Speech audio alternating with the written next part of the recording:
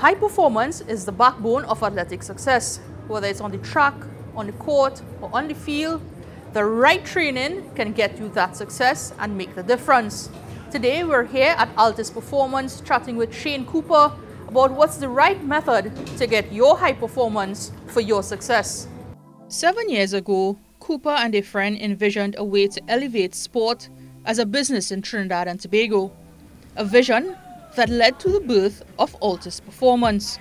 Each sports performance journey starts with an in-depth assessment, examining everything from strength and conditioning to nutrition, mental resilience, and recovery.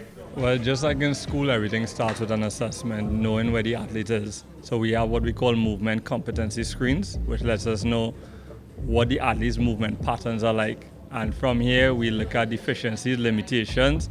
We do our best in the early to reduce those limitations. So that's where the patterning or personalization of the programs take place, because we hone in on those limitations and like to improve that before we go into the more robust stuff.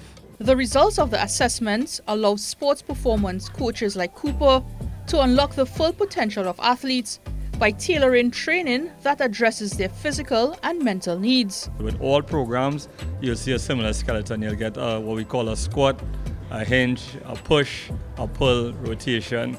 Right? Those are staple movements that exist in any program. And then from there is how you, what we call, periodize it.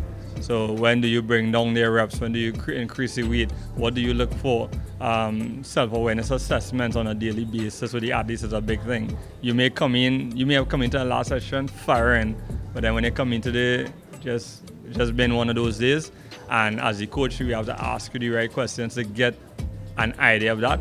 And then even on that day, we may have had a plan, but we switch the program to suit. With advancements in sports, science, and technology, coaches have access to a wide range of trends and techniques, which he cautions must be used wisely, as these advancements could overwhelm rather than enhance athletes. It's way too much, and I think that's where we are losing coaches or the way they program, because everybody wants to be at the forefront but may not have the understanding. So the theoretical capacity one, but then they also don't have the practical capacity. They don't know how to directly implement the theory, and then finally they don't have the capital to have the equipment to implement the practical aspects. And I honestly think it's too much, and that's kind of what the summit was all about. Cooper believes that athletes need to be nurtured and cultivated, as natural talent can only take them so far.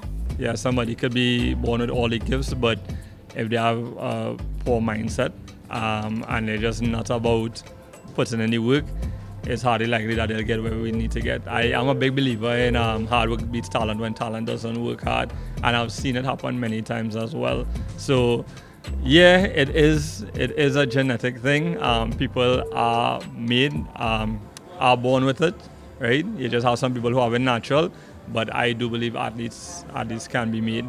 Cooper also emphasized the importance of young athletes and their parents immersing themselves in the history of their sport, a step he believes can fuel greater motivation and long-term success. It may sound silly, but knowing the history of your sport really goes a long way. Who came before you, what they did right and what they did wrong, and then who are your current heroes, what they're doing right and what they're doing wrong, and then just get started. Commitment is a big part of it. I encourage, I don't want to say the athletes, I want to say I encourage the parents, right? We love to educate our clients here, both the athletes and the parents, but we encourage the parents to act as those managers and understand what that pathway looks like, because at the end of the day, we're still dealing with kids, right? And they mature at different rates.